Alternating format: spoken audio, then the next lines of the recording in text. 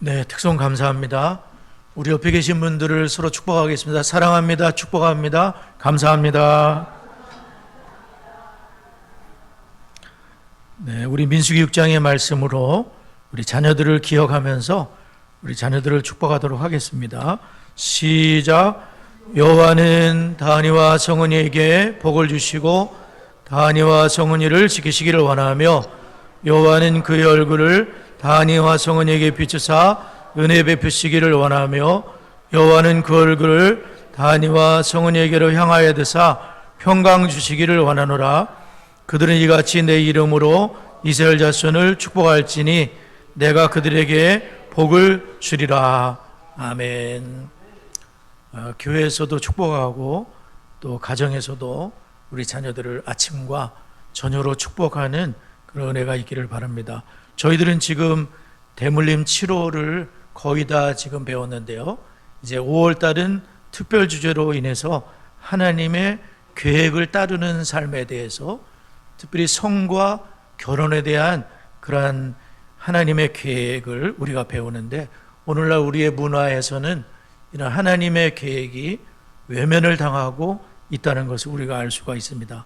그래서 건강한 성 정체성의 핵심은 우리에게 주신 하나님의 계획을 받아들이는 것임을 우리가 알 수가 있는데, 오늘 세 가지의 말씀을 통해서 함께 건강한 성과 결혼에 대한 그런 것들을 함께 살펴보도록 하겠습니다.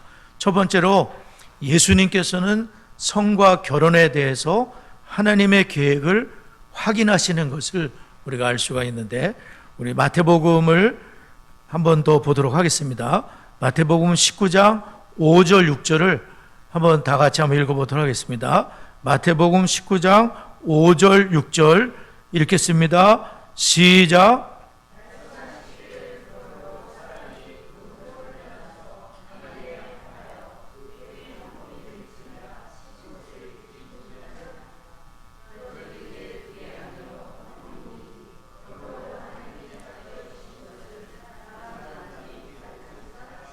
네, 예수님께서는 지금 창세기의 말씀으로 이제 답변을 하고 계시는데요. 마태복음 19장 3절을 보면 이제 바리새인들이 예수님께 질문하는데 이혼에 대한 질문을 하는 거예요. 그래서 어떤 이유가 있으면 그 아내를 버리는 것이 옳겠습니까? 그 이혼이 그 당시에는 상당히 쉬웠다는 거예요. 하나님이 만나게 하시고 가정을 이루고 정말 악교 풀로 붙이는 것처럼 단단하게 한 몸이 되는 결합인데, 이것을 너무나 쉽게 갈라서고 말도 안 되는 이유 때문에 아내를 버리게 되는 그러한 일이 있었는데, 예수님께서는 그 질문을 받으셨을 때 예수님이 창세기 1장 27절의 말씀을 인용을 하시면서 이제 예수님이 답변하시는데, 하나님이 자기 형상 곧 하나님의 형상대로 사람을 창조하셨다. 근데 남자와 여자를 창조하신 것이다. 하나님은 남자는 남자로 여자는 여자로, 결혼이 성립되기 위해서는 남자와 여자가 만나야 결혼이 된다는 것이죠. 그리고 둘은 한 몸이 되기 때문에 하나님이 짝을 지어준 것을 사람이 나누지 못하는 거다. 그렇게 하면서 예수님께서는 이 결혼에 대한 하나님의 계획을 이제 말씀을 하고 있어요. 창세기 2장 24절도 의역을 하시면서 창세기 2장 24절을 보게 되면 이러므로 남자가 부모를 떠나 그의 아내와 합하여 둘이 한 몸을 이룰지로다. 부모님을 떠나서 가정을 이루게 되는데 아내와 합하여 한 몸을 이루게 되는 것이다. 이렇게 예수님은 말씀을 하고 있습니다. 여기서 저는 이 말씀을 준비하면서 참 예수님이 중요한 답변을 하셨는데, 예수님의 생각을 답변하신 것도 아니고 어떤 세상에 말하는 그러한 것을 말씀하신 것이 아니라 예수님은 구약 성경을 인용해서 말씀하셨다는 걸 알 수 있어요. 그러므로 예수님은 하나님의 말씀인 성경을 100% 믿으시고, 그리고 하나님의 아버지 계획을 100% 신뢰하셨다는 것을 알 수가 있어요. 그렇습니다. 온 세상의 설계자요, 온 세상의 창조자는 하나님 아버지이시고, 세상을 만드실 때, 가정을 만드실 때, 남자와 여자를 만드실 때 하나님은 모든 설계를 갖고 계셨고, 그 설계를 따르게 될 때에 우리 인생은 비로소 행복할 수가 있는 거예요. 설계에서 벗어나니까 각종 질병이 생기게 되는 거예요. 에이즈 같은 거 무섭잖아요. 옛날에는 매독이라는 게 있었어요. 이게 다 창조의 질서를 벗어나게 될 때 그 저주가 찾아오게 되는 거예요. 재앙이 찾아오는 거죠. 많은 고통이 찾아오게 되는 거죠.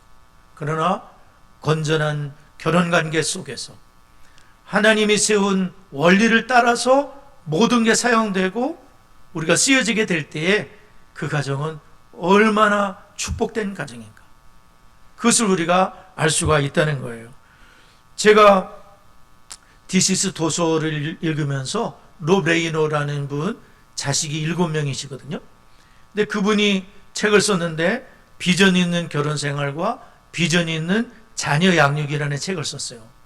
그래서 제가 그 책을 읽어보면서 참 회개하는 마음으로 그 책을 읽었는데, 근데 그 롭 레이노 목사님이 비전 있는 결혼 생활은 뭐냐라고 할 때 세상의 철학이나 무슨 자녀 양육의 박사님의 얘기를 쓴 것이 아니라 그분이 성경을 얘기를 쓰는 거예요. 성경에 나와 있는 하나님의 말씀을 가지고 풀어내는 거예요. 그래서 부부 생활은 어떻게 해야 되는지, 가정이란 뭔지, 하나님이 가정을 왜 만드셨는지, 가정의 목적은 뭔지, 이것을 풀어내시고, 자녀는 또 어떻게 양육을 해야 되는지, 왜 노역해서는 안 되는지, 왜 주의 고향과 훈계로 양육을 하는 게 맞는지, 그 모든 것을 한 300페이지 가까이 풀어내시거든요. 2권. 근데 그 책을 읽으면서 야, 나는 정말 너무나 무식했었구나. 또 성경 말씀을 알고 있었지만 그것이 남편으로 내 아내를 정말 주님이 그리스도의 몸을 사랑하는 것처럼 사랑해야 되는데 그렇게 못했구나. 야, 내가 이것을 진작 알았다면, 진작 순종했으면 우리 가정이 얼마나 더 많이 행복했을까? 그런 생각을 하면서 야, 이 책은 우리 젊은이들에게 꼭 권해주고 싶은, 이미 결혼한 그런 가정이라고 하더라도 이 책을 읽으면 좋겠구나, 그런 생각을 했어요.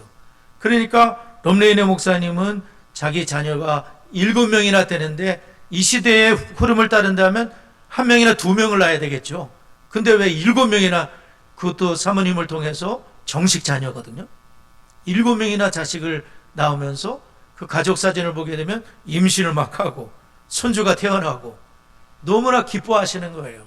그러니까 그분은 모든 것을 세상의 흐름이나 그런 사람의 생각을 따라서 가정을 이루는 것이 아니라 하나님의 말씀을 따라서 가정을 이루고, 자기 롬 레이너 아버지는 이혼을 많이 한 분이에요.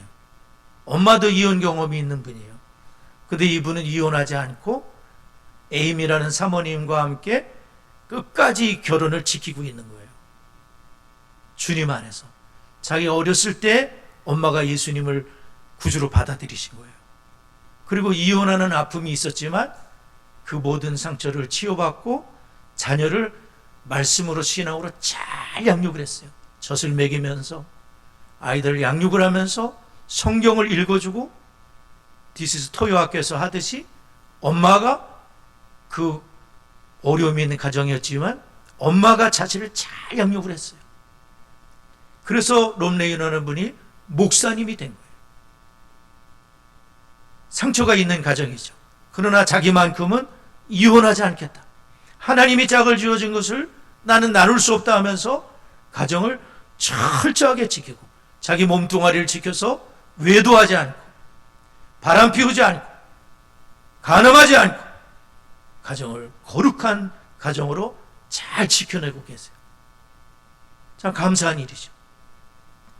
모든 것은 하나님의 말씀을 따라서 세워야 되는 것이죠. 지난 목요일 날 총신대학교, 제가 총신대학교 신학과 출신인데 총신대학교 총동창회가 대전에서 있었어요.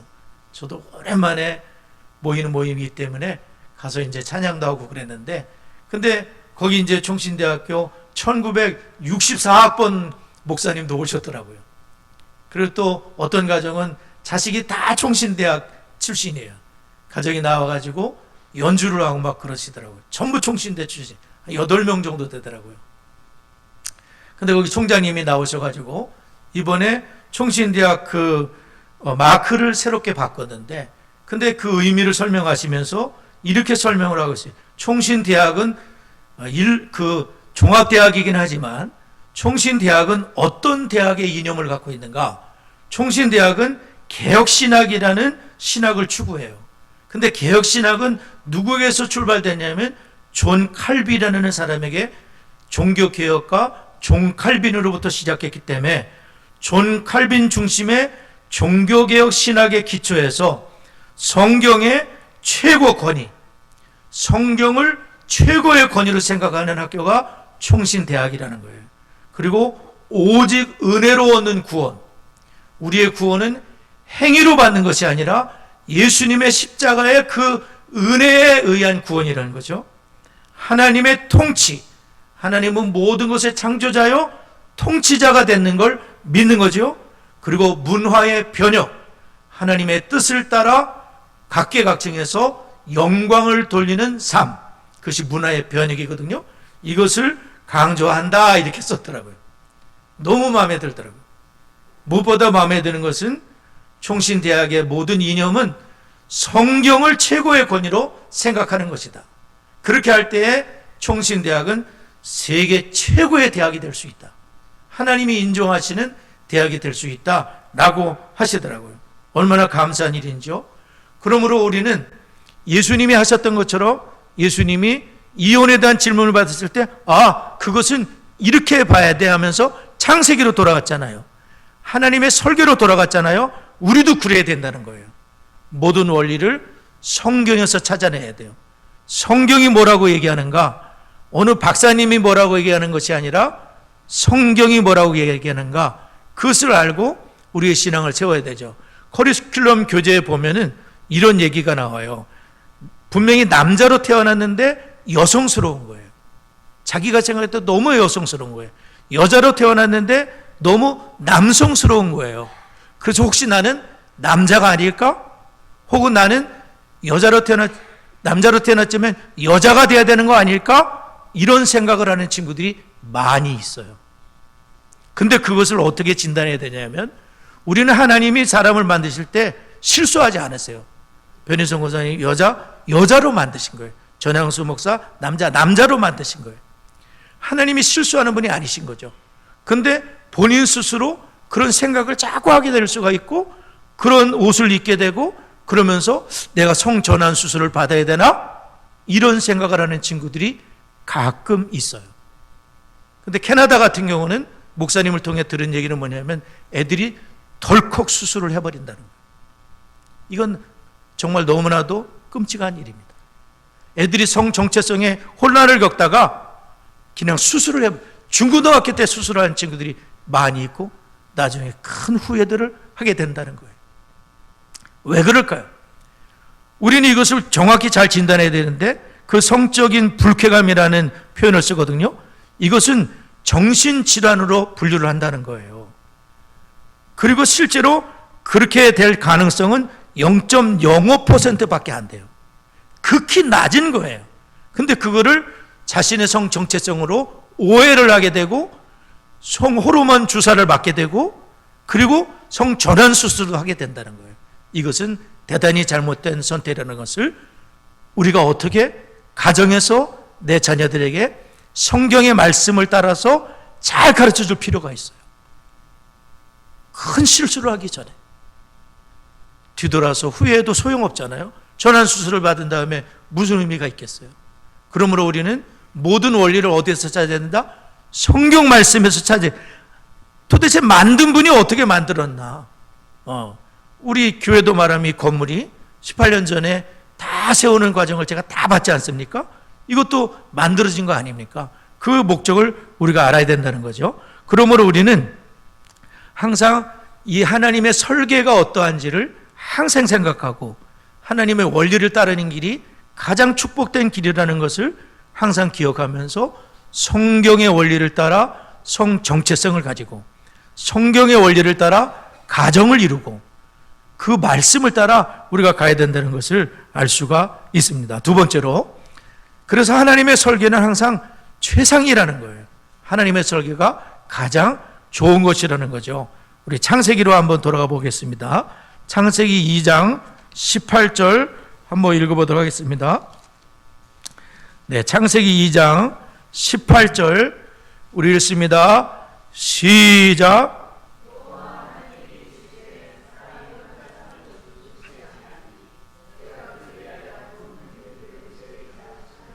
네, 하나님이 아담을 만드셨잖아요. 사람을 만드시고 아담을 만드셨는데 아담 혼자 있어요. 근데 하나님 보시니까 그것이 좋지가 않다. 혼자가 좋지 않다는 거예요. 그래서 그를 위해서 헬퍼, 돕는 배필을 지으리라 라고 하신 거예요.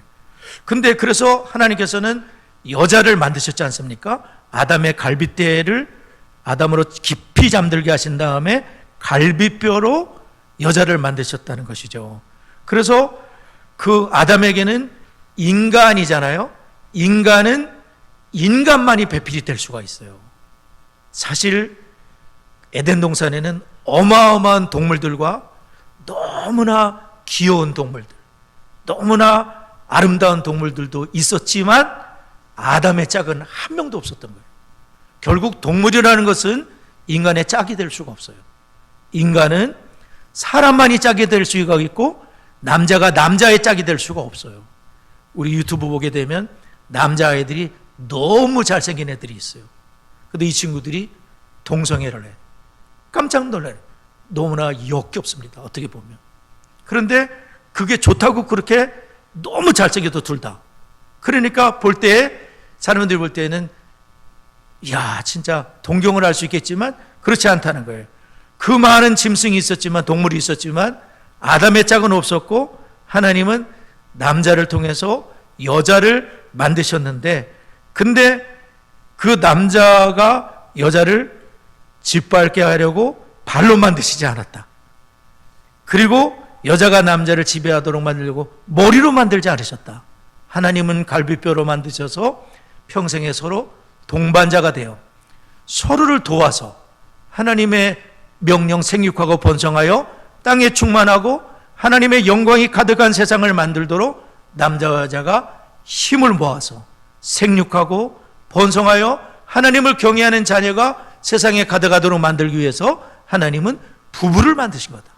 하나님은 가정을 만드신 거다. 그 목적은 잘 먹고 잘 사는 것도 있지만 하나님의 영광의 나라를 만들기 위해서 하나님의 남자와 여자를 만드셨다는 걸 알 수가 있어요. 또한 결혼관계에 대해서 고린도 전서 7장에서 바울 사도 자신은 결혼하지 않았다 그러잖아요. 독신의 은사를 가지고 결혼하지 않았지만 이 결혼을 통해서 우리는 남성과 여성이 이 결혼을 통해서 각종의 음란의 죄, 성적인 죄를 벗어날 수가 있어요.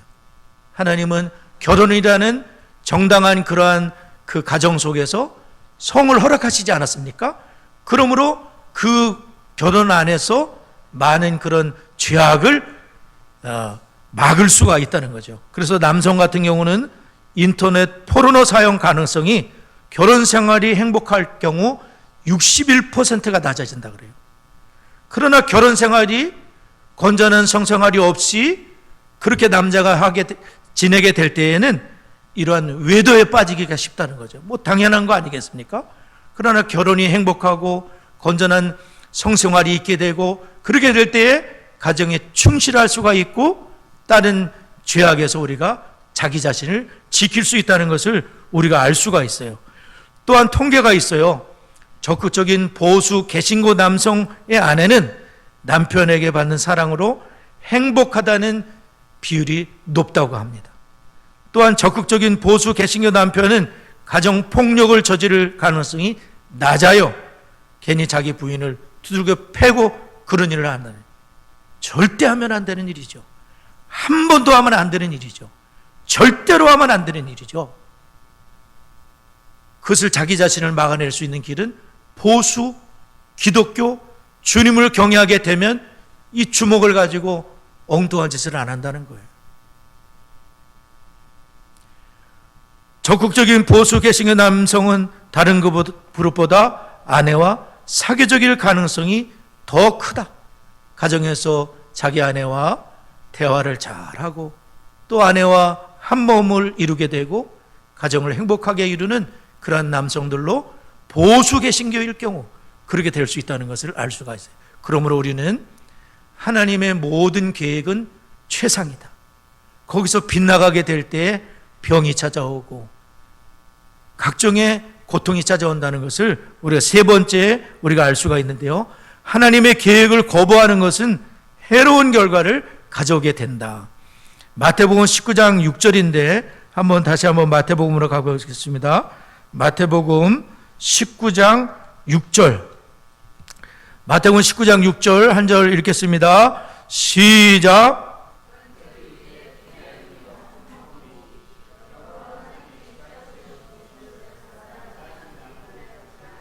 네. 예수님께서는 이제는 둘이 아니라 결혼을 하게 되면 그 결혼을 통해서 남편과 아내는 한 몸이 되었다는 거예요. 그러므로 하나님이 짝지어 주신 것을 사람이 나눌 수가 없다라고 말씀을 하는데, 이 하나님의 계획을 거부하게 되면은 많은 고통과 또 이혼을 통해서 그 가정이 얼마나 고통스럽습니까? 제일 고통스러운 사람 중에 한 명은 바로 자녀들이 되는 거예요. 참 우리 자녀도 그런 얘기를 하지만 엄마 아빠가 이렇게 가정을 잘 지켜주셔서 너무 감사하다는 얘기를 저희 딸이 지난번에 하더라고요. 엄마 아빠는 가정을 잘 지켜주는데 자기 친구들을 보게 되면 깨진 가정들이 많다는 거예요. 근데 엄마 아빠가 비록 돈이 많지는 않지만 이렇게 행복한 가정을 이루어주셔서 너무 감사하다고. 나는 너희들에게 이렇게 저렇게 못해줘서 참 미안한 마음이 있다 그러면 그런 소리 하지 말라는 거예요. 그러면서 자기들은 너무 감사하다고, 엄마 아빠가 이렇게 가정을 지켜주셔도 너무 감사하다는 얘기를 몇 차례 하는 걸 제가 들었어요. 그렇습니다. 비록 우리가 돈이 적을지라도 엄마 아빠가 그 많은 고통과 어려움이 있지만 산을 넘고 강을 건너면서 서로 또 용서를 구하고 서로 또 다시 사랑하고 그 가정을 탄탄하게 지키. 우리 교회 이렇게 보게 되면 다 가정들이 무사무탈하는 것이 얼마나 감사한 일인지 모르요. 우리 교회는 다 가정이 건강들 하잖아요. 얼마 전에 우리 사모가 그 얘기를 하더라고요. 우리 그 교회는 다 가정들이 건강하다고. 너무 감사해요. 저도 감사한 마음이 있어요. 앞으로도 성경의 원리를 따라 하나님이 짝져준 거 사람이 나눌 수 없다. 그러나 또한 독신의 은사도 있어요. 우리 홀로 사시는 분들이 계시는데 독신의 은사라는 것도 있어요. 하나님이 특별한 은사를 주셔서 독신의 은사로 오직 하나님만 경외하는 그런 은사도 있다는 것을 기억하고, 또한 가정을 이루고 하나님 앞에 영광 돌리는 우리 모두가 될 수 있기를 바랍니다. 우리 말씀을 기억하며 잠시 기도하도록 하겠습니다.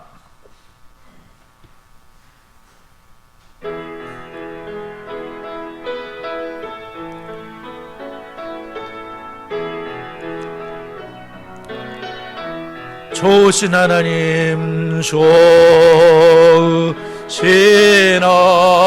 하나님, 좋으신 하나님, 참 좋으신 나의 하나님, 우리의 기도를